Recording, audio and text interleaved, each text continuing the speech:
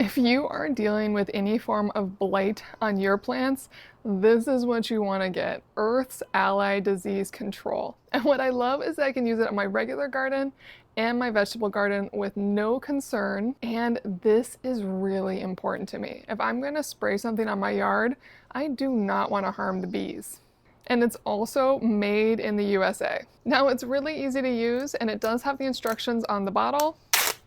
Basically, give it a good shake, mix it with water, and apply. And then you'll want to reapply every week until you don't see any sign of whatever issue your plant is fighting. Now, I got this specifically for a set of trees that are looking very unhappy, so let me add this to them. And I love that it's concentrate, as it's going to last a really long time.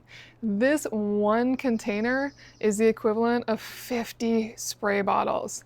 It basically can make up to 10 gallons of this disease control fungicide. So I've already filled this up to a gallon, and I'm gonna add in my 3 ounces.